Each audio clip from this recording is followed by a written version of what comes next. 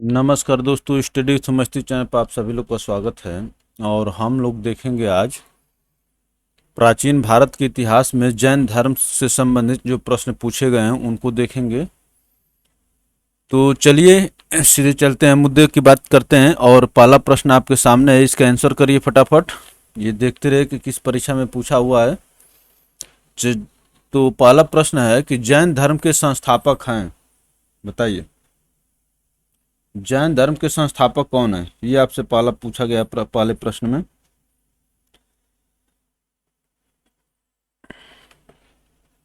तो दोस्तों, हम सभी जानते हैं कि जैन धर्म के संस्थापक जो है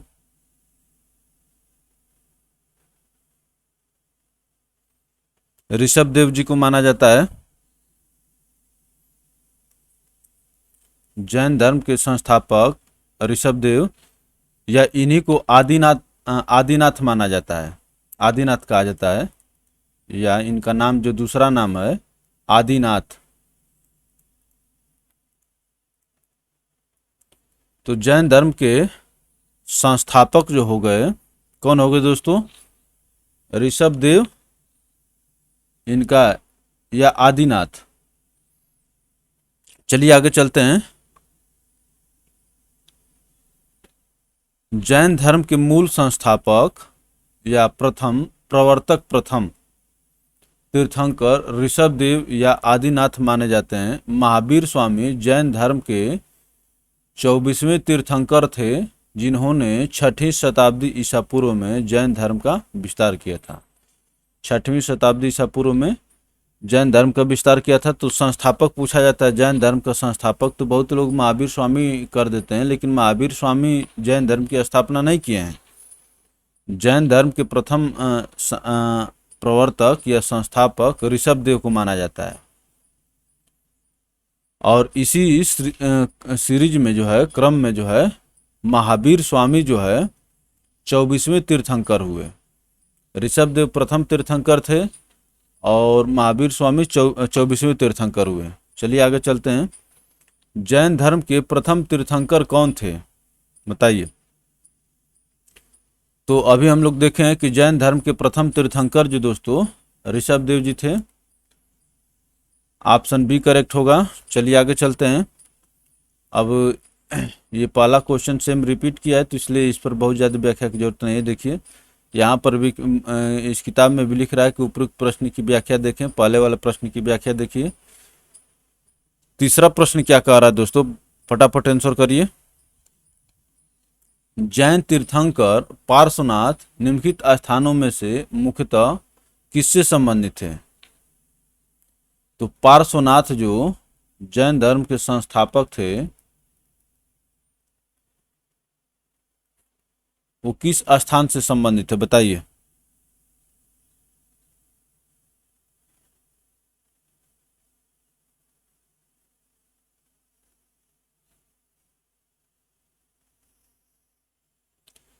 तो ये संबंधित थे दोस्तों वाराणसी से। ऑप्शन ए आपके यहाँ पर करेक्ट हो जाएगा। जो जैन धर्म के संस्थापक थे पार्श्वनाथ, इनका संबंध वाराणसी से था। चलिए आगे चलते हैं। पार्श्वनाथ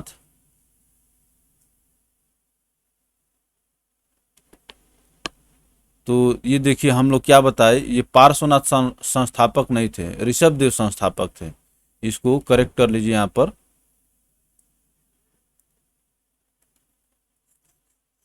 ये संस्थापक पार्श्वनाथ नहीं थे दोस्तों।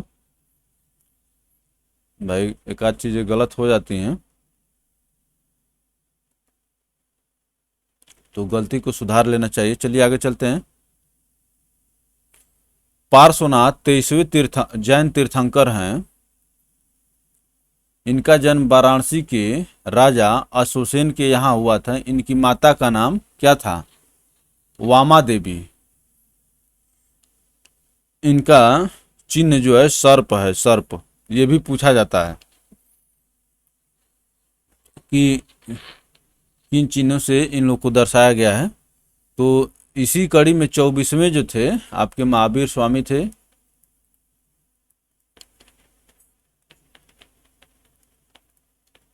23वें पार्श्वनाथ हो गए और प्रथम कौन हो गया?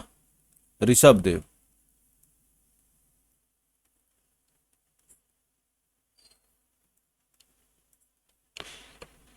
चलिए और आगे बढ़ते हैं दोस्तों।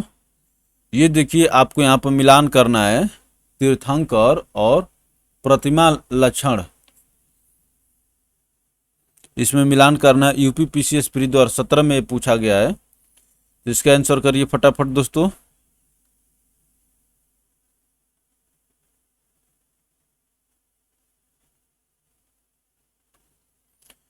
तो अभी हम लोग देखे हैं कि पार्श्वनाथ जो थे, जो 23वें तीर्थंकर थे, ये जो है इनका जो इनको प्रदर्शित किया गया है, सर्प से प्रदर्शित किया गया है। तो सी का क्या हो जाएगा? थर्ड हो जाएगा। सी का थर्ड दो जगह दिया हुआ है, देखिए यहाँ पर। और आगे चलते हैं। आदिनाथ या ऋषभ देव जो संस्थापक थे, इनको वृषभ से दर्शाया गया, वृषभ से। ए फर्स्ट। इसके अनुसार आपका आंसर क्या हो जाएगा? ऑप्शन ए करेक्ट हो जाएगा दोस्तों। बाकी लोग करके लोगों को मिला लीजिए। तो मल्लीनाथ जो थे, मल्लीनाथ जो इनको दर्शाया गया जल कलश से, B4। और संभवनाथ को अश्व से। ये प्रश्न पूछा गया है और इस प्रकार से प्रश्न पूछ लेगा मिलान करने को, तो फिर काम गड़बड़ हो जाएगा, ठीक है ना। तो इसको आप लोग देख लेंगे। चलिए आगे चलते हैं दोस्तों। देखिए, आदिनाथ जो प्रथम तीर्थंकर थे, आदिनाथ को वृषभ से दर्शाया गया है। उसके बाद 23वें तीर्थंकर थे पार्श्वनाथ, इनको सर्प से दर्शाया गया है। और ये मल्लीनाथ को जल कलश से दर्शाया गया है और संभवनाथ को अश्व से दर्शाया गया है। चलिए आगे बढ़ते हैं। और महावीर स्वामी का जन्म कहाँ हुआ था? पूछा जा रहा है कि महावीर स्वामी का जन्म कहाँ हुआ था, बताइए।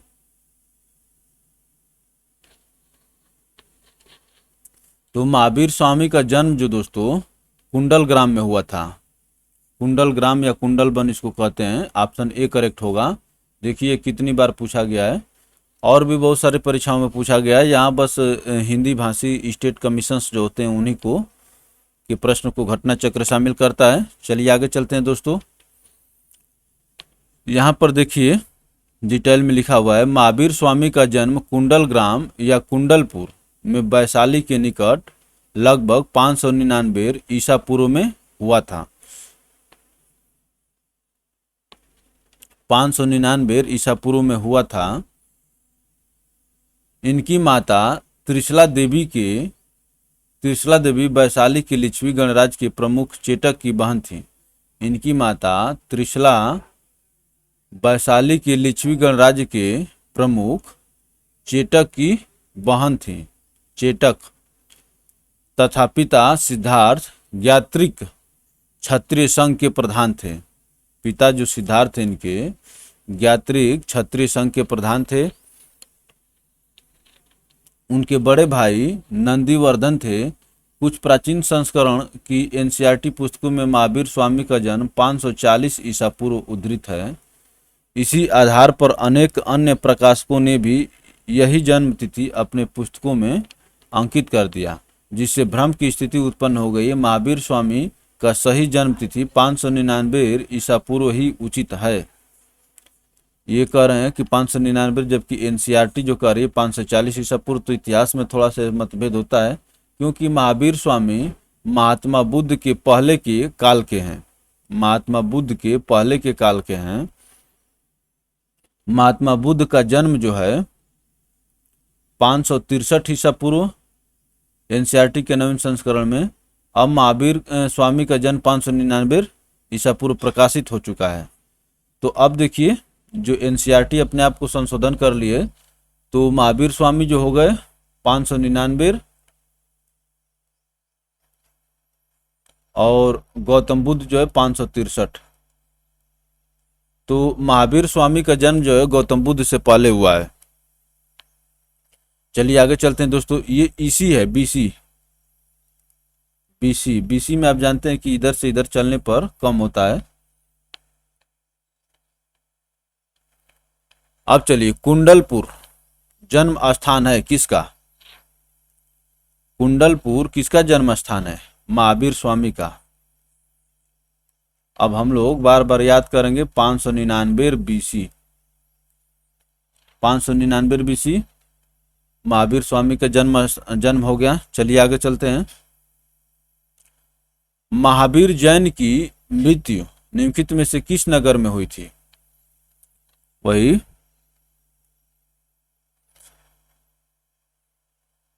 महावीर जैन की मृत्यु निम्नलिखित में से किस नगर में हुई थी, ये आपको बताना है। तो महावीर स्वामी का जो मृत्यु जो हुई थी दोस्तों, ये पावापुरी में हुई थी। ऑप्शन सी करेक्ट हो जाएगा आपके यहाँ पर। चलिए आगे चलते हैं। 72 वर्ष की आयु में 527 ईसा पूर्व में लगभग 72 वर्ष की आयु में राजगीर के समीप स्थित पावापुरी नामक स्थान पर महावीर स्वामी ने शरीर त्याग दिया।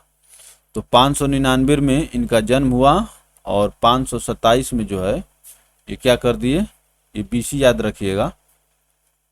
लगभग 72 वर्ष की आयु में महावीर स्वामी जो है की मृत्यु हो गई। चलिए आगे चलते हैं। तीर्थंकर शब्द संबंधित है, बताइए। तो अभी हम लोग देख रहे हैं कि तीर्थंकर शब्द जो है जैन धर्म से संबंधित है। ऑप्शन डी करेक्ट होगा। चलिए और आगे बढ़ते हैं। तीर्थंकर शब्द जैन धर्म से संबंधित है। जैन धर्म में कुल 24 तीर्थंकर माने जाते हैं, जिन्होंने समय समय पर जैन धर्म का प्रचार प्रसार किया। जैन धर्म के प्रथम तीर्थंकर ऋषभदेव थे तथा अंतिम तीर्थंकर महावीर स्वामी थे। प्रथम तीर्थंकर ऋषभदेव, अंतिम महावीर स्वामी। चलिए और आगे बढ़ते हैं दोस्तों। जैन तीर्थंकरों के क्रम में अंतिम कौन था, बताइए। जैन तीर्थंकरों के क्रम में अंतिम कौन था, ये आपसे पूछा जा रहा है। तो आप जानते हैं कि अंतिम यही आपके महावीर स्वामी जी थे 24वें। ऑप्शन सी करेक्ट हो जाएगा। चलिए और आगे बढ़ते हैं। निम्नलिखित में से कौन एक जैन तीर्थंकर नहीं था? एक जैन तीर्थंकर नहीं था, ये आपसे पूछा जा रहा है, बताइए। तो इसमें जो दोस्तों चंद्र प्रभु, नेमी और संभव ये जैन तीर्थंकर थे, जबकि नाथ मुनि जो है एक जैन तीर्थंकर नहीं थे। तो यही आपका उत्तर हो जाएगा। ऑप्शन बी करेक्ट होगा। चलिए आगे चलते हैं। नाथ मुनि जैन तीर्थंकर नहीं थे, विकल्प में दिए शेष सभी जैन तीर्थंकर थे। नाथ मुनि जो है जैन तीर्थंकर नहीं थे। चलिए और आगे बढ़ते हैं दोस्तों। प्रभासगिरी जिनका तीर्थ स्थल है वे हैं। प्रभासगिरी नामक स्थान जो है किस धर्म का तीर्थ स्थल है, ये आपसे पूछा जा रहा है। ये जैन धर्म का तीर्थ स्थल है और प्रभासगिरी जो है उत्तर प्रदेश के कौशाम्बी जिले में स्थित है। यूपी के कौशाम्बी जिले में।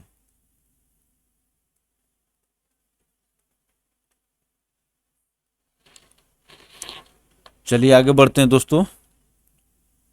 प्रभासगिरी उत्तर प्रदेश के कौशाम्बी में स्थित जैन तीर्थ स्थल है। कौशाम्बी का प्रभासगिरी स्थल 6वें जैन तीर्थंकर पद्म प्रभ से संबंधित है। तो उत्तर प्रदेश वाले स्पेशल इसको याद रखिएगा। प्रभासगिरी उत्तर प्रदेश के कौशाम्बी में स्थित है, जैन तीर्थ स्थल है। कौशाम्बी का प्रभासगिरी स्थल 6वें जैन तीर्थंकर पद्म प्रभ से संबंधित है। चलिए और आगे बढ़ते हैं। जैन धर्म में पूर्ण ज्ञान के लिए क्या शब्द है, बताइए। जैन धर्म में पूर्ण ज्ञान के लिए क्या शब्द है? तो जैन धर्म में पूर्ण ज्ञान के लिए कैवल्य शब्द का प्रयोग किया गया है। ऑप्शन सी करेक्ट होगा। चलिए आगे बढ़ते हैं। जैन धर्म में पूर्ण ज्ञान के लिए कैवल्य शब्द का प्रयोग किया गया है। महावीर स्वामी को 12 वर्षों की कठोर तपस्या तथा साधना के पश्चात जृंभिका ग्राम के समीप ऋजुपालिका नदी के तट पर एक साल वृक्ष के नीचे कैवल्य पूर्ण ज्ञान प्राप्त हुआ था।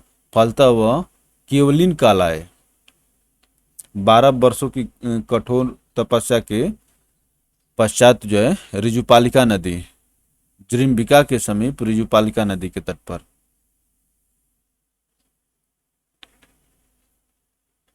चलिए और आगे बढ़ते हैं दोस्तों।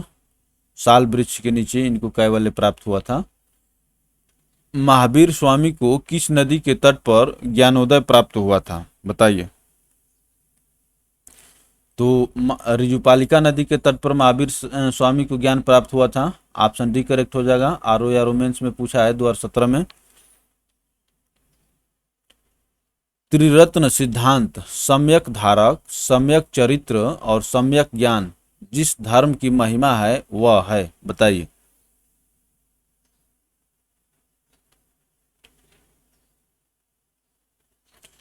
तो त्रिरत्न जो है ये दोस्तों, त्रिरत्न सिद्धांत सम्यक धारक, सम्यक चरित्र, सम्यक ज्ञान, ये जैन धर्म से संबंधित है। ऑप्शन सी करेक्ट होगा। चलिए आगे बढ़ते हैं। हम लोग जैन धर्म देख रहे, लगभग उसी से रिलेटेड होगा, लेकिन ये प्रश्न जब अलग आते हैं तो वहां पर फिर देखना पड़ता है। बताइए। जैन धर्म में मोक्ष के लिए 3 साधन आवश्यक बताए गए हैं। सम्यक धारण दर्शन, सम्यक चरित्र और सम्यक ज्ञान। इन तीनों को जैन धर्म में त्रिरत्न की संज्ञा दी गई है। धारण, चरित्र और ज्ञान। धारण को दर्शन भी कहा जाता है।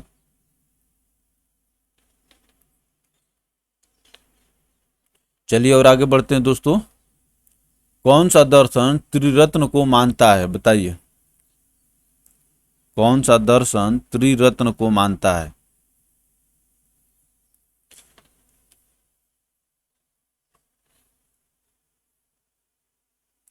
तो देखिए यहां पर जो है दोस्तों, मान ली कि त्रिरत्न जो है जैन धर्म को से संबंधित है। त्रिरत्न जो है जैन धर्म से संबंधित है, लेकिन यहाँ पर कुछ एम्बिग्यूटी है और देखते हैं क्या एम्बिग्यूटी है।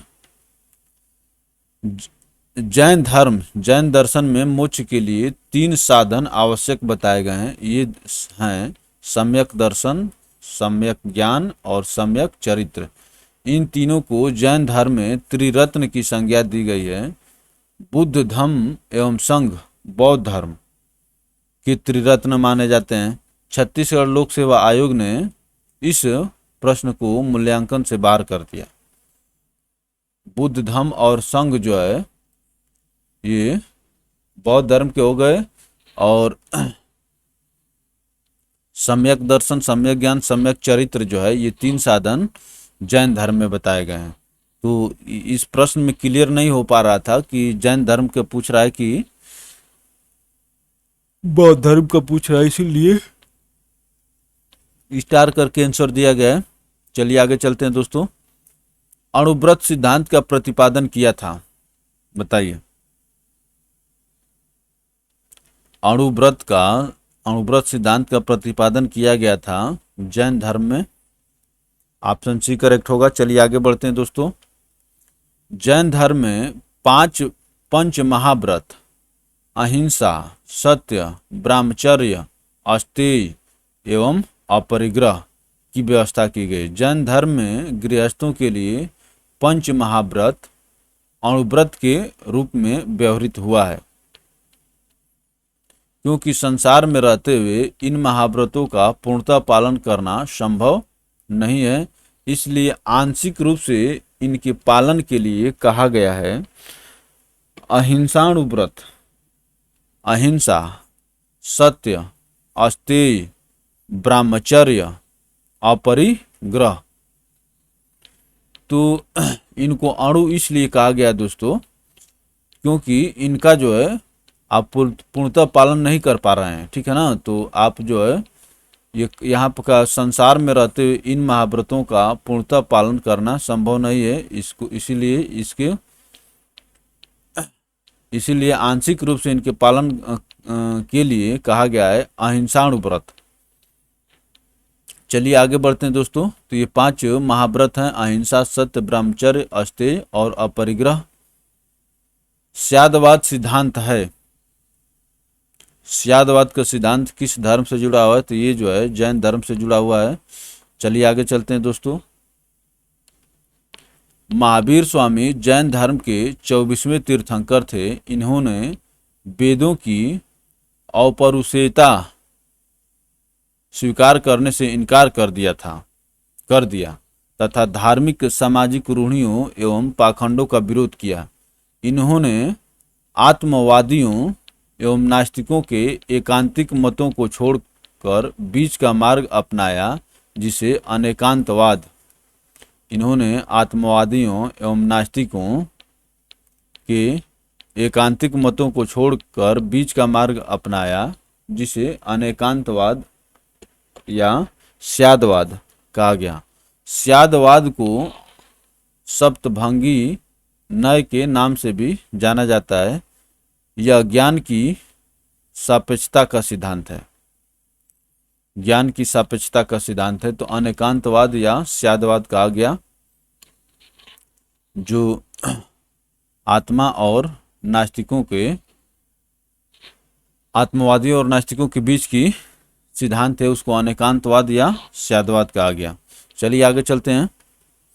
स्यादवाद संबंधित है, बताइए स्यादवाद किस धर्म से संबंधित है? आपसे ये पूछा जा रहा है। तो स्यादवाद दोस्तों जैन धर्म से संबंधित है। ऑप्शन बी करेक्ट होगा। चलिए आगे चलते हैं। स्यादवाद या अनेकांतवाद,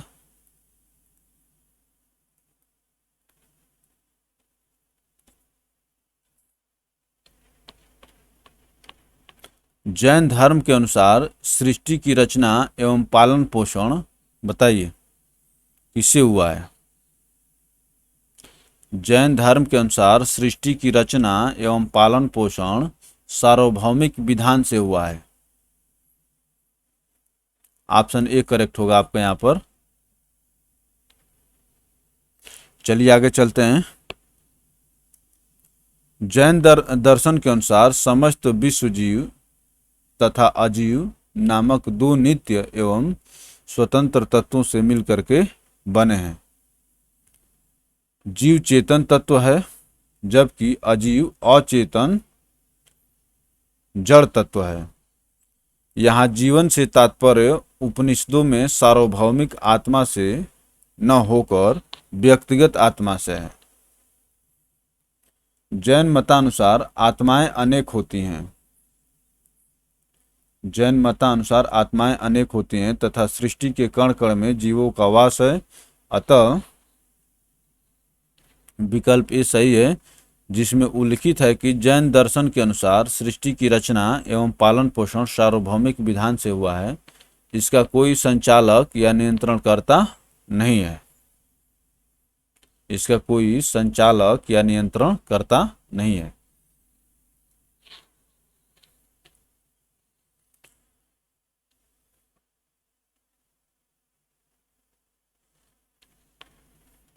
देखिए यहाँ क्या कर, यहाँ जीव से तात्पर्य उपनिषदों की सार्वभौमिक आत्मा से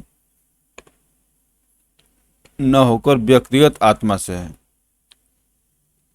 चलिए आगे बढ़ते हैं। अनेकांतवाद निम्नलिखित में से किसका क्रोध सिद्धांत एवं दर्शन है?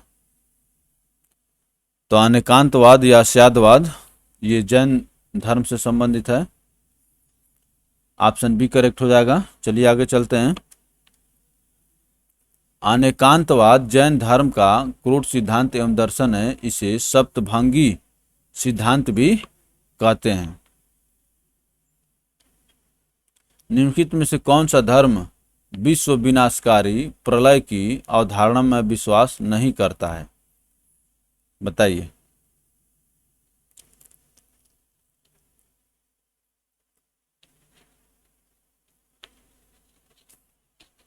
निम्नलिखित में से कौन सा धर्म विश्व विनाशकारी प्रलय की अवधारणा में विश्वास नहीं करता है?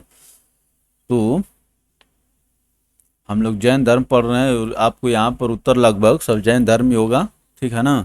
लेकिन जब परीक्षा में आपको एक सेक्शन बांट करके नहीं दिया कि ये जैन धर्म का प्रश्न है, वहाँ पर आपको याद रहना चाहिए जैन धर्म में ईश्वर की कल्पना नहीं की गई है, जगत की सृष्टि नहीं की गई है। उनके अनुसार संसार नित्य और शाश्वत है, इसमें किसी समय प्रलय नहीं होता है। उनके अनुसार संसार नित्य और शाश्वत है, इसमें किसी समय प्रलय नहीं होता है। चलिए आगे चलते हैं दोस्तों। जैन धर्म का आधारभूत बिंदु है, बताइए।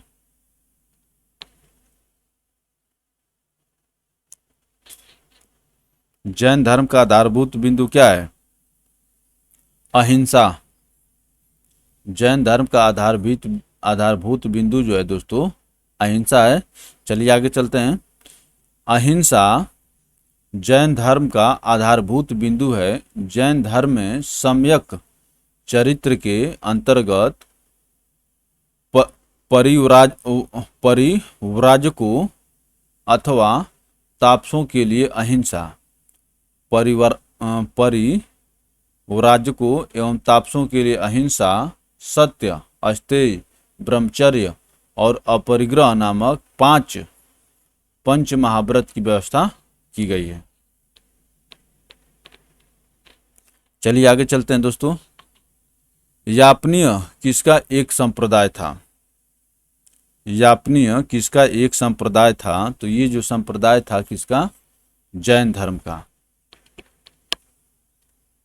यापनीय जैन धर्म का एक संप्रदाय था जिसकी उत्पत्ति यद्यपि दिगंबर संप्रदाय से हुई थी, तथापि ये कतिपय श्वेतांबर मान्यताओं का भी पालन करते थे। दिगंबर और श्वेतांबर। यापनी जो है एक जैन धर्म का संप्रदाय था जिसकी उत्पत्ति यद्यपि दिगंबर संप्रदाय से हुई थी, तथापि ये कतिपय श्वेतांबर मान्यताओं का भी पालन करते हैं। तो ये जो है यापनी जो है श्वेतांबर और दिगंबर दोनों की विशेषताओं का पालन करते हैं। चलिए आगे चलते हैं। भारत की धार्मिक प्रथाओं के संदर्भ में स्थानकवासी संप्रदाय का संबंध किससे है? स्थानकवासी संप्रदाय का संबंध किससे है दोस्तों, बताइए। ये भी जैन मत से ऑप्शन बी करेक्ट होगा। चलिए आगे चलते हैं। स्थानकवासी श्वेतांबर जैनों का एक संप्रदाय है। इसकी स्थापना 1476 ईस्वी में हुई थी। यह संप्रदाय अपने पूर्ववर्ती सुधरवादी संप्रदाय लोंका, जिसकी स्थापना लोकांश ने की थी, से उत्पन्न हुआ। इस संप्रदाय के लोग मूर्तियों की पूजा नहीं करते हैं। इस संप्रदाय के लोग जो है मूर्तियों की पूजा नहीं करते हैं। लोंका जिसकी स्थापना लोकांशा ने की थी।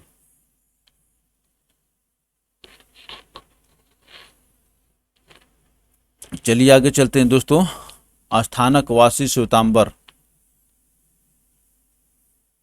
श्वेतांबर जैनों का एक जैन धर्म श्वेतांबर और दिगंबर में बट गया था, उसी कारण श्वेतांबर जैनों का एक संप्रदाय है।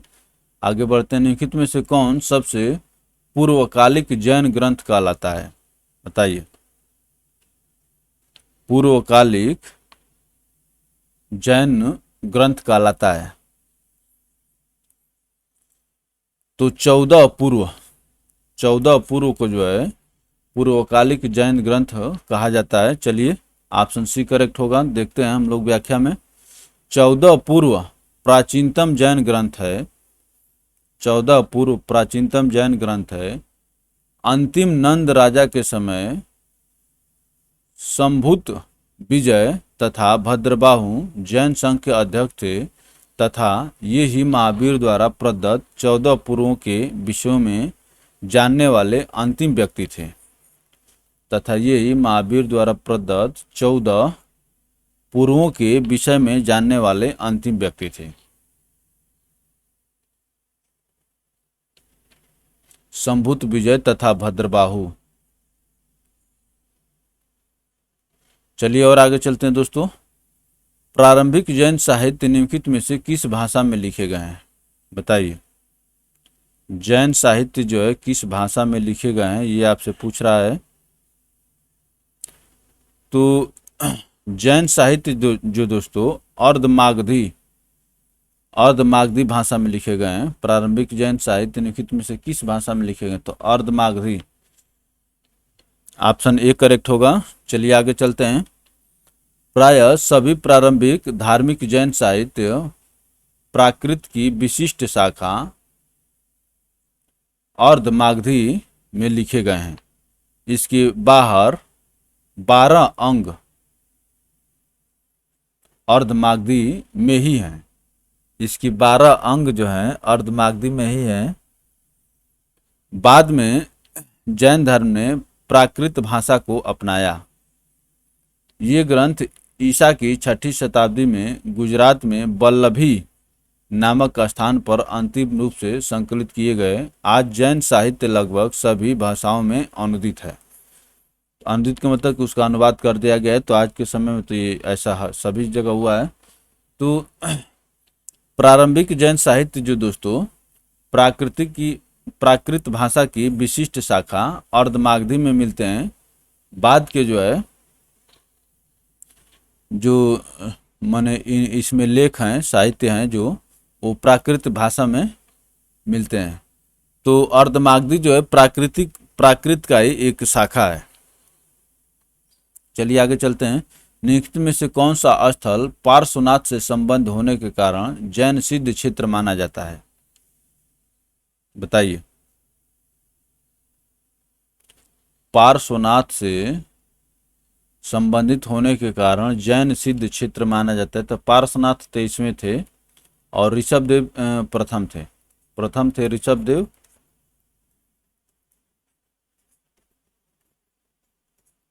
तो जैन सिद्ध क्षेत्र माना जाता है। बताइए। तो इसको मानते हैं सम्मेद शिखर को। ऑप्शन सी करेक्ट होगा। चलिए आगे बढ़ते हैं। पार्श्वनाथ जैन धर्म के 23वें तीर्थंकर थे, जिनका जन्म वाराणसी में महावीर स्वामी से 250 वर्ष पहले लगभग 850 ईसा पूर्व में हुआ था। काशी के शासक इक्ष्वाकु अश्वसेन उनके पिता थे। महारानी वामा उनकी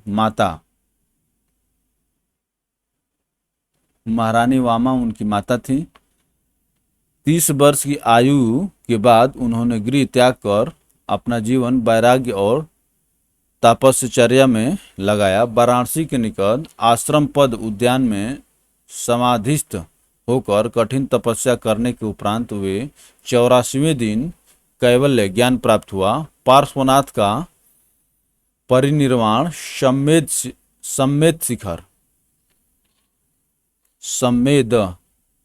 सम्मेद पर्वत पर हुआ। इसी कारण यह जैन सिद्ध क्षेत्र माना जाता है।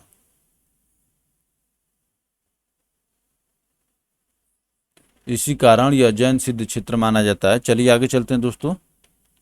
निम्नलिखित में से कौन सा आरंभिक जैन साहित्य का भाग नहीं है? कौन सा आरंभिक जैन क्षेत्र साहित्य का भाग नहीं है? जैन साहित्य, बताइए। तो इसमें जो दोस्तों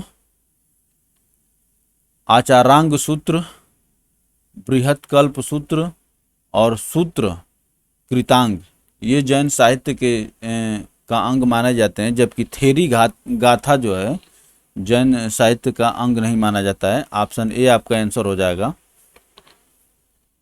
चलिए आगे बढ़ते हैं। थेरी गाथा बौद्ध साहित्य है। आचारांग सूत्र, सूत्र कृतांग, बृहत्कल्प सूत्र आरंभिक जैन साहित्य के भाग हैं। थेरी गाथा जो है दोस्तों बौद्ध साहित्य है, यही पूछा हुआ था। जैन संप्रदाय में प्रथम विभाजन के समय श्वेतांबर संप्रदाय के संस्थापक थे। बताइए। जैन संप्रदाय में प्रथम विभाजन के समय श्वेतांबर संप्रदाय के संस्थापक कौन थे? तो श्वेतांबर संस्थाप के संस्थापक जो दोस्तों स्थूलभद्र थे। ऑप्शन ए करेक्ट होगा। चलिए आगे चलते हैं। मौर्य काल में मगध में अत्यंत भीषण दुर्भिक्ष पड़ा।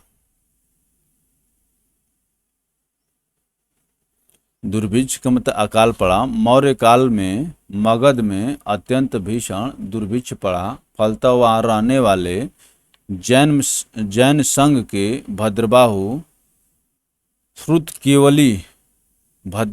श्रुतकेवली अपने अनुयायियों को लेकर दक्षिण चले गए। जैन संघ का यह भाग दक्षिण मैसूर के पुट्टाड़ प्रदेश में बस गया। अकाल समाप्त होने के बाद भद्रबाहु अपने अनुयायियों के साथ पुनः यहाँ लौट आए, किंतु जैन संघ के नियमों को लेकर भद्रबाहु और स्थूलभद्र के बीच मत वैभिन्न हो गया। स्थूलभद्र अकाल के समय मगध में ही रहे। स्थूलभद्र अकाल के समय मगध में ही रहे और उनके अनुयायी भी वहीं थे। उन्होंने अपने अनुयायियों को सफ़ेद वस्त्र धारण करने के लिए निर्देश दिया, किंतु भद्रबाहु ने निर्वस्त्र रहने के लिए अपने अनुयायियों को शिक्षा दी। इस प्रकार जैन संघ जो है जैन संघ में दो संप्रदाय विकसित हुए, श्वेतांबर और दिगंबर। तो दिगंबर जो है निर्वस्त्र रहते थे, ठीक ना। भद्रबाहु जो है निर्वस्त्र रहे और स्थूलभद्र कैसे रहे? ये सफेद वस्त्र धारण करते थे। तो हुआ क्या कि जैसे मगध में जब अकाल पड़ा, मगध में, तो आप देख रहे हैं कि मगध में ये जो थे, तो ये स्थूलभद्र जो है मगध में ही रह गए और भद्रबाहु जो है भाई परिस्थितियों को देख करके रास्ता चेंज करके चले गए कर्नाटक।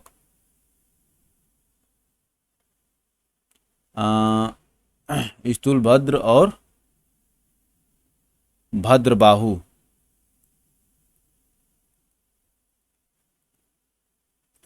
तो ये जो है सफेद वस्त्र धारण किए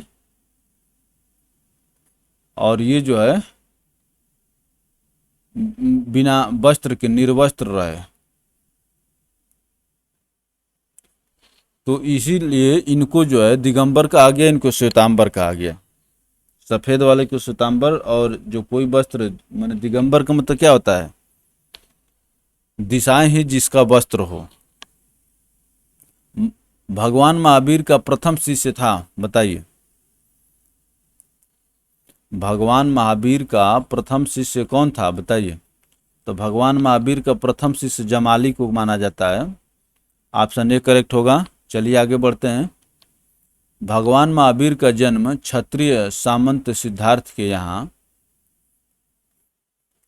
599 ईसा पूर्व में हुआ था। उनकी पत्नी का नाम यशोदा था। उनसे प्रियदर्शना नामक एक पुत्री उत्पन्न हुई। उस पुत्री का विवाह जमाली नाम के क्षत्रिय से हुआ था, जो बाद में महावीर स्वामी का अनुयायी बन गया। यह उनका प्रथम शिष्य था। तो महावीर स्वामी के पिता का नाम जो सिद्धार्थ था, उनकी पत्नी का नाम यशोदा, और यशोदा और महावीर स्वामी से जो है एक लड़की पैदा हुई, जो महावीर की लड़की कही जाती है, जिसका नाम था प्रियदर्शना नामक एक पुत्री उत्पन्न हुई। और इसी प्रियदर्शना का जो विवाह जो है जमाली से महावीर स्वामी किए, और यही जमाली जो आगे चलकर उनका प्रथम शिष्य बना। महावीर का प्रथम अनुयायी कौन था, बताइए। महावीर स्वामी का प्रथम अनुयायी जमाली अभी हम लोग देखे हैं। ऑप्शन ए करेक्ट होगा। किस जैन सभा में अंतिम रूप से श्वेतांबर आगम का संपादन हुआ? श्वेतांबर आगम का संपादन हुआ, बताइए। तो ये पाटलिपुत्र में होगा। ऑप्शन डी करेक्ट हो जाएगा। यूपी पीसीएस में 2008 का एक क्वेश्चन है दोस्तों। चलिए और आगे बढ़ते हैं। चंद्रगुप्त मौर्य के शासनकाल में पाटलिपुत्र में प्रथम जैन सम्मेलन आयोजित किया गया, जिसमें श्वेतांबर आगम का संपादन किया गया। चूंकि प्राचीन जैन शास्त्र नष्ट हो गए थे, अतः उन्हें पुनः एकत्र करने के लिए चतुर्थ शताब्दी ईसा पूर्व में इस प्रथम जैन महासभा का आयोजन किया गया। चतुर्थ शताब्दी ईसा पूर्व में इस प्रथम जैन महासभा का आयोजन किया गया था, जिसमें भद्रबाहु के अनुयायियों ने भाग नहीं लिया था। भद्रबाहु के अनुयायियों ने भाग नहीं लिया था। भद्रबाहु ही चले गए थे कहाँ पर? कर्नाटक चले गए थे। चलिए आगे चलते हैं दोस्तों। निम्नलिखित कथनों पर विचार कीजिए। बताइए विचार करके कि क्या आंसर होगा फटाफट।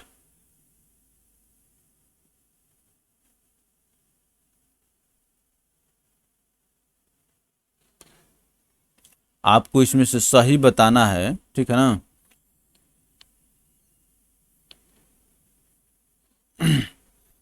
तो ये देखिए, वर्धमान महावीर की माता लिच्छवी के मुख्य चेटक की पुत्री थी। पुत्री नहीं थी, बहन थी। तो ये गलत हो जाएगा, इसी कारण ये गलत हो गया, ठीक ना। गौतम बुद्ध की माता कोलीय राजवंश की राजकुमारी थी, ये बात सही है। 23वें तीर्थंकर पार्श्वनाथ बनारस से थे, ये भी सही है। 23वें तीर्थंकर पार्श्वनाथ कहाँ से थे? बनारस से थे। तो दूसरा और तीसरा सही है। दूसरा तीसरा सही, तो आपको कौन सा ऑप्शन करेक्ट हो जाएगा? ऑप्शन सी करेक्ट हो जाएगा दोस्तों। चलिए आगे चलते हैं। वर्धमान महावीर की माता त्रिशला या विदेह दत्ता, त्रिशला या विदेह दत्ता वैशाली के लिच्छवी कुल के प्रमुख चेटक की बहन थी, न कि पुत्री। इसी कारण मातृपक्ष से वे मगध के हर्यक शासक बिंबिसार, मातृपक्ष से वे मगध के हर्यक शासक बिंबिसार तथा अजात शत्रु के निकट संबंधी थे। बिंबिसार तथा अजात शत्रु के निकट संबंधी थे। द्वितीय कथन सही है। 23वें तीर्थंकर पार्श्वनाथ का जन्म वाराणसी बनारस में भगवान महावीर से लगभग 250 ईसा वर्ष पूर्व हुआ था। इस प्रकार विकल्प सी क्या है? सही है। चलिए आगे चलते हैं दोस्तों। प्राचीन जैन धर्म के संबंध में निम्नलिखित कथनों में से कौन सा एक सही है? बताइए कौन सा एक सही है। तो ये देखिए, इसमें क्या है, प्रथम शतक ईसा पूर्व में जैन धर्म को कलिंग के राजा खारवेल का समर्थन मिला। ये चीज सही है। जैन धर्म को कलिंग के राजा खारवेल का समर्थन मिला। ऑप्शन सी करेक्ट है दोस्तों। चलिए आगे चलते हैं। अब देखिए, स्थूलभद्र तो वही मगध में ही रह गए थे, मगध में ही रह गए थे, जबकि ये कह रहा है कि दक्षिण भारत चले गए थे। पाटलिपुत्र में हुई परिषद के पश्चात वे जैन धर्म के लोग भद्रबाहु के नेतृत्व में रहे, वे श्वेतांबर कहलाए। ये भी नहीं सही है। भद्रबाहु श्वेतांबर कौन कहलाए? स्थूलभद्र के साथ जो पाटलिपुत्र में रह गए वही जो है दोस्तों श्वेतांबर कहलाए। बौद्धों के विपरीत जैन धर्म की प्रारंभिक अवस्था में जैन धर्म के लोग चित्रों का पूजा करते थे, मूर्ति पूजा ये लोग भी नहीं करते थे। तो इस प्रकार से दोस्तों ऑप्शन सी आपका करेक्ट आंसर होगा। चलिए आगे चलते हैं। उपरोक्त कथनों में केवल विकल्प सी सत्य है। दक्षिण भारत में जैन धर्म का प्रचार आचार्य भद्रबाहु एवं उनके शिष्यों द्वारा हुआ था। भद्रबाहु के समर्थक दिगंबर कहलाए। उन्होंने पाटलिपुत्र में आयोजित जैन धर्म की प्रथम महासभा में भाग नहीं लिया था। जैन धर्म की प्रथम महासभा में भाग नहीं लिए थे, जबकि कलिंग का चेदी वंशीय शासक कलिंग का चेदी वंशी शासक खारवेल जैन धर्म का अनुयायी था। उसने जैन साधुओं को संरक्षण प्रदान किया और उनके निर्वाह के लिए प्रभुत दान दिए तथा उनके रहने के लिए आरामदायक निवास स्थान बनवाए। उसने भुवनेश्वर के पास उदयगिरी तथा खंडगिरी पहाड़ियों को कटवाकर जैन भिक्षुओं के निवास के लिए गुहा विहार बनवाए थे। जैन धर्म की प्रारंभिक अवस्था में चित्र पूजा या मूर्ति पूजा प्रचलित नहीं था। चित्र पूजा या मूर्ति पूजा प्रचलित नहीं था। तो यही कह रहा है कि जैन धर्म की प्रारंभिक अवस्था में। चलिए आगे चलते हैं दोस्तों। क्वेश्चन नंबर 35 का आंसर करिए फटाफट। ये सब बहुत अच्छे प्रश्न है दोस्तों, ठीक है ना। आपको सही बताना है। जैन सिद्धांत के अनुरूप है। कर्म को विनष्ट करने का सुनिश्चित मार्ग तपश्चर्या है। कर्म को विनष्ट करने का सुनिश्चित मार्ग तपश्चर्या है। ये बात सही है। प्रत्येक वस्तु में चाहे वह सूक्ष्मतम कण हो, आत्मा होती है। इसी कारण से तो जैन धर्म क्षीण हो गया, ठीक है ना। जैन धर्म कहता था कि आप चल रहे हैं और आपके पैर से चींटी मर गई, चींटी मर गई तो फिर भी आपने हत्या कर दिया, ठीक है ना। उसको भी एक माने अपराध और माना जाता था। तो प्रत्येक वस्तु में चाहे वह सूक्ष्मतम कण हो, आत्मा होती है। कर्म आत्मा का विनाशक है और आवश्यक इसका अंत करना चाहिए। अवश्य इसका अंत करना चाहिए। कर्म आत्मा का विनाशक है, अवश्य इसका अंत करना चाहिए। ये तीनों का स्टेटमेंट सही है और तीनों स्टेटमेंट जब सही है तो ऑप्शन डी आपका क्या होगा दोस्तों, सही है। चलिए आगे चलते हैं। जैन सिद्धांत के अनुसार सृष्टि के कण कण में जीवों का वास है। इस सिद्धांत में कर्म को बंधन का कारण तथा सूक्ष्म तत्व भूत तत्व माना गया है, जो जीव में प्रवेश कर उसे नीचे संसार की ओर खींच लाता है। जब कर्म का जीव की ओर प्रवाह रुक जाता है तो उस अवस्था को संवर कहते हैं। जब जीव में पूर्व मौजूदा कर्मों का विनाश होने लगता है तो उस अवस्था को निर्जरा कहते हैं। जैनियों का विश्वास है कि प्रत्येक जीव अपने पूर्व संचित कर्मों के अनुसार ही शरीर धारण करता है। जब जीव से कर्म का अवशेष बिल्कुल समाप्त हो जाता है, उस स्थिति को जैन धर्म में मोक्ष कहते हैं। जब जीव से कर्म का अवशेष बिल्कुल समाप्त हो जाता है, उस स्थिति को जैन धर्म में मोक्ष कहते हैं। जैन धर्म में मोक्ष के लिए 3 साधन बताए गए हैं, जिन्हें त्रिरत्न सम्यक दर्शन, सम्यक ज्ञान और सम्यक चरित्र कहा जाता है। महावीर ने मोक्ष के लिए कठोर तपश्चर्या एवं काया क्लेश पर भी बल दिया। मोक्ष के पश्चात जीव आवागमन के चक्र से छुटकारा पा जाता है तथा वह अंत चतुष्टय, अंत ज्ञान, अनंत दर्शन, अनंत वीर्य, अनंत सुख की प्राप्ति कर लेता है। चलिए आगे चलते हैं दोस्तों। समाधि मरण किस दर्शन से संबंधित है? समाधि मरण जो है दोस्तों जैन धर्म से संबंधित है। ऑप्शन बी करेक्ट होगा। चलिए आगे चलते हैं। सल्लेखना, समाधि मरण या संथारा जीवन के अंतिम समय में मृत्यु निकट जानकर स्वेच्छा से अपनाई जाने वाली एक जैन प्रथा है। व्यक्ति को यह लगने लगता है कि वह मृत्यु के करीब है तो वह खुद खाना पीना त्याग देता है। इसे दिगंबर जैन शास्त्र के अनुसार समाधि मरण या संलेखना कहा जाता है। दिगंबर वही जो भद्रबाहु चले गए और उन्हीं के साथ जो रहा है वो दिगंबर कहलाए। श्वेतांबर सादा पद्धति में इसे संथारा कहा जाता है।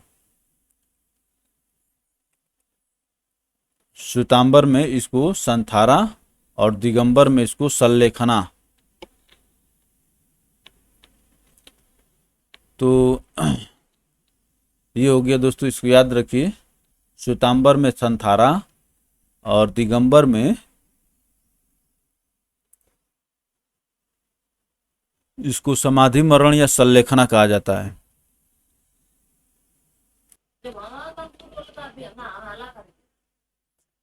तो दोस्तों ये IAS प्री 2006 का क्वेश्चन है, क्वेश्चन नंबर 37। इसका आंसर करिए, फटाफट बताइए क्या सही है। निम्नलिखित कथनों पर विचार कीजिए। दक्षिण भारत के इक्ष्वाकु शासक बौद्ध मत के विरोधात्मक थे। इक्ष्वाकु और बौद्ध मत के विरोधात्मक। वैसे देखिए दोस्तों, इक्ष्वाकु जो है अपना जीवन जो है वैदिक पद्धति से चलाते थे, वैदिक धर्म को मानते थे, लेकिन साथ ही साथ उन्होंने बौद्ध धर्म का भी समर्थन किया था। तो समर्थन किए थे, विरोध नहीं किए थे, तो ये गलत हो जाएगा। पूर्वी भारत के पाल शासक बौद्ध मत के समर्थक थे, ये बात सही है। तो इसमें जो दोस्तों केवल दूसरा सही है, ऑप्शन बी करेक्ट हो जाएगा। चलिए आगे चलते हैं। दक्षिण में तृतीय और चतुर्थ शताब्दी ईस्वी के दौरान आंध्र में इक्ष्वाकु वंश का शासन था। इस वंश के यहाँ कुल 7 शासक हुए, जिनकी लगभग सभी रानियां बौद्ध मतावलंबी थीं। बौद्ध मतावलंबी का मतलब बौद्ध को मानने वाली थी। यहाँ नागार्जुन कोंडा स्थित मूर्तियों में बुद्ध की विशाल मूर्तियां शामिल हैं। यद्यपि इक्ष्वाकुओं ने वैदिक धर्म का पालन किया, किंतु उन्होंने साथ ही बौद्ध धर्म का समर्थन किया। बंगाल में पाल शासन के दौरान बंगाल महत्वपूर्ण बौद्ध केंद्र के रूप में उभरा। ऐसा पाल वंश द्वारा बौद्ध मत के समर्थन के कारण संभव हुआ। तो इसमें पहला गलत है और दूसरा क्या है, सही है दोस्तों। चलिए आगे बढ़ते हैं।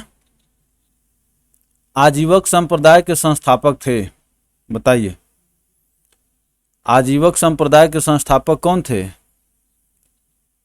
आजीवक संप्रदाय के संस्थापक मक्खली गोसाल थे। ऑप्शन सी करेक्ट हो जाएगा। मक्खली गोसाल प्रारंभ में महावीर के शिष्य थे, किंतु बाद में मतभेद के चलते उन्होंने महावीर की शिष्यता त्याग कर आजीवक नामक स्वतंत्र संप्रदाय की स्थापना की। इनका मत नियतिवाद कहा जाता है, जिसके अनुसार संसार की प्रत्येक वस्तु भाग्य द्वारा पूर्व नियंत्रित एवं संचालित होती है। ठीक है ना, नियतिवाद। चलिए आगे चलते हैं दोस्तों। निम्नलिखित में से किसने प्रतिपादित किया कि भाग्य ही सब कुछ निर्धारित करता है, मनुष्य असमर्थ होता है, बताइए। ये किसने कहा है, आजीवकों ने कहा है, Makkhali Gosal. Option C correct हो जाएगा। चलिए आगे चलते हैं। संप्रदाय जो नियति की अटलता में विश्वास करता है, नियति की अटलता में विश्वास करता है, क्या कहलाता है, बताइए। ये आजीवक संप्रदाय है। ऑप्शन बी करेक्ट होगा। चलिए आगे चलते हैं। आचार्य और सिद्धांत,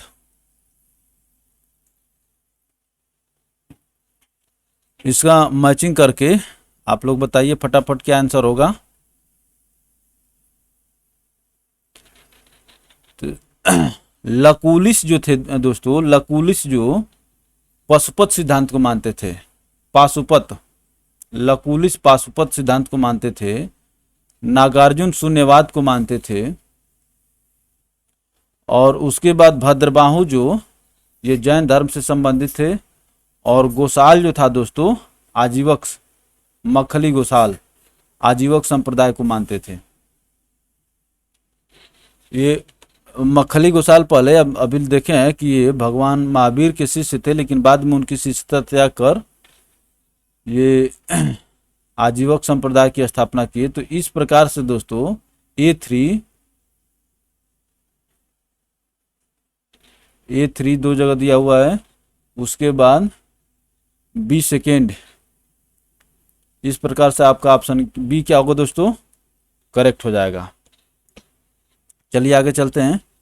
देखिए आचार्य और सिद्धांत, लकुलिस जो है पाशुपत सिद्धांत को मानते थे, नागार्जुन जो शून्यवाद को मानते थे, और भद्रबाहु जैन धर्म के समर्थक थे।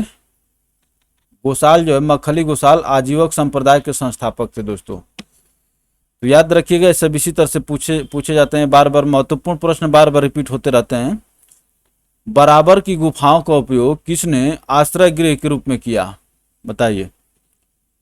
आश्रय गृह के रूप में बराबर की गुफाओं का प्रयोग जो है आजीवकों ने किया था, जिसके प्रतिपादक मखली गोसाल थे।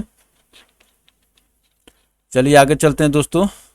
मौर्य युग में पर्वत गुफा को काटकर निवास स्थान बनाने की कला का पूर्ण विकास हुआ। अशोक और उसके पौत्र दशरथ के समय में बराबर तथा नागार्जुनी पहाड़ियों को काटकर आजीवकों के लिए आवास बनाए गए थे।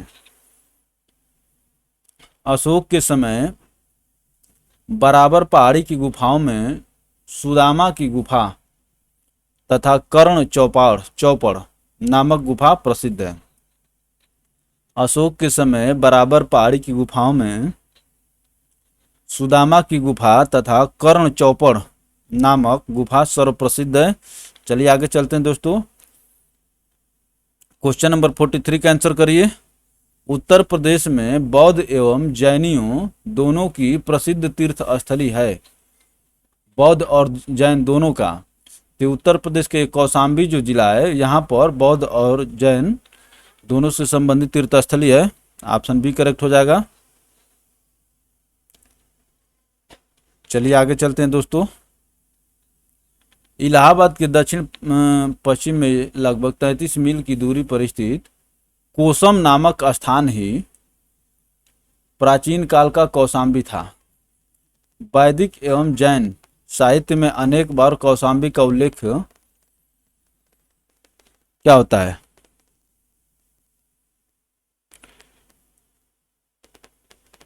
उल्लेख हुआ है, ठीक है ना। पुराणों के अनुसार हस्तिनापुर के राजा निछु ने हस्तिनापुर के गंगा के प्रवाह में बह जाने के बाद इस नगर की स्थापना करवाई थी।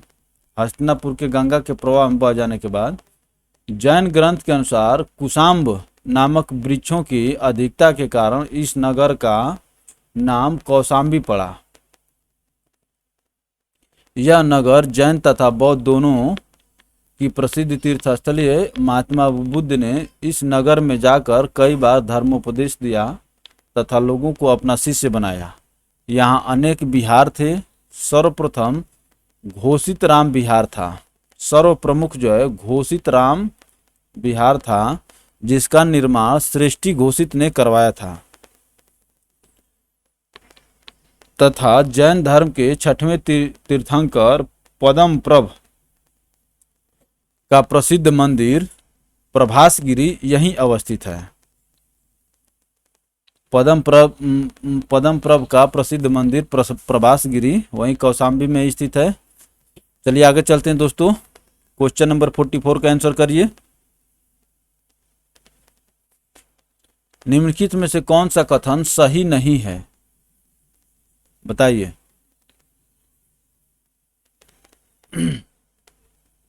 फटाफट आंसर करिए।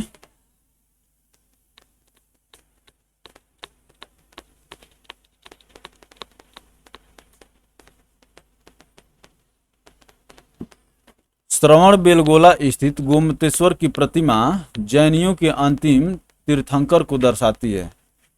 जैनियों के अंतिम तीर्थंकर को दर्शाती है, तो ये ऋषभ देव को दर्शाती है।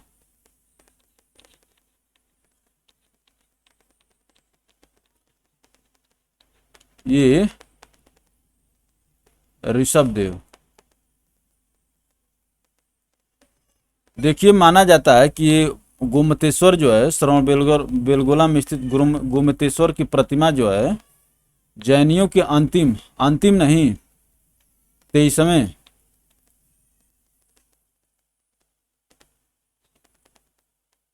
ऋषभदेव प्रथम थे।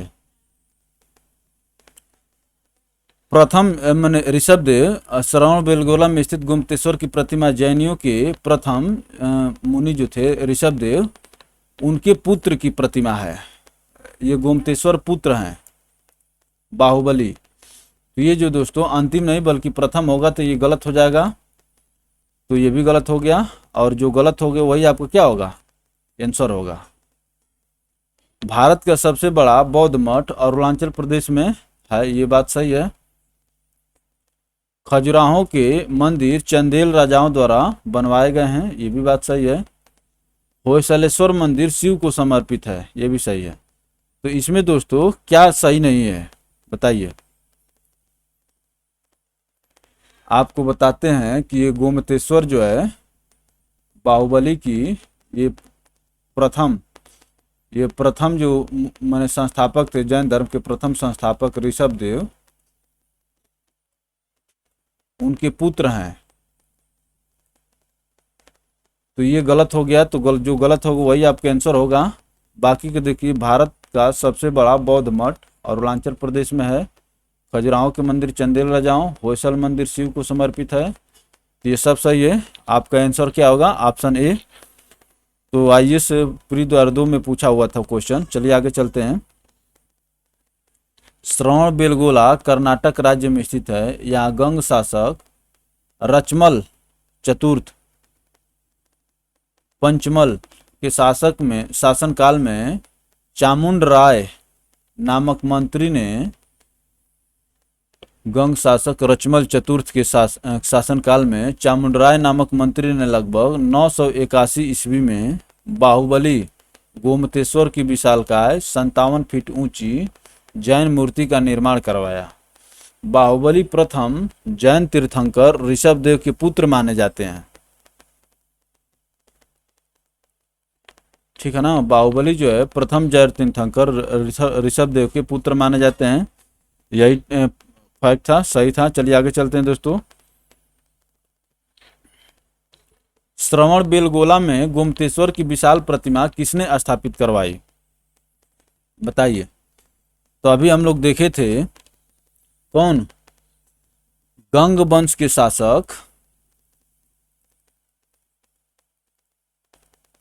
गंग वंश के शासक कौन, रचमल चतुर्थ। रचमल चतुर्थ के मंत्री चामुंड राय ने कर्नाटक के श्रवण बेलगोला में बाहुबली की मूर्ति बनवाई थी। कितने फीट ऊंची, 57 फीट ऊंची। तो इसका क्या आंसर हो जाएगा दोस्तों, ऑप्शन ए करेक्ट होगा। चलिए आगे बढ़ते हैं। महान धार्मिक घटना महामस्तकाभिषेक निम्नलिखित में से किससे संबंधित है और किसके लिए की जाती है बताइए। महामस्तकाभिषेक जो है बाहुबली से संबंधित है और इन्हीं के लिए की जाती है। ऑप्शन ए करेक्ट होगा दोस्तों। चलिए आगे चलते हैं। महामस्तकाभिषेक जैन धर्म का एक महत्वपूर्ण उत्सव है जो 12 वर्ष के अंतराल पर कर्नाटक राज्य के श्रवण बेलगोला में आयोजित किया जाता है। यहाँ पर भगवान संत गोमतेश्वर बाहुबली की 57 फीट ऊंची मूर्ति स्थापित है।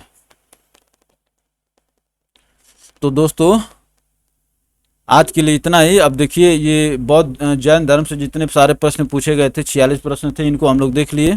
अब आगे की वीडियो में दूसरे टॉपिक को देखेंगे। तो चलिए, अच्छा लगे तो वीडियो को लाइक करके शेयर कर दीजिए ताकि आपके मित्र तक भी पहुंचे, और चैनल को सब्सक्राइब करके घंटी के आइकन को प्रेस कर लीजिए ताकि आपको हर एक वीडियो का नोटिफिकेशन मिलता रहे। आप सभी को पुनः धन्यवाद। मिलते हैं हम लोग फिर दूसरे वीडियो में।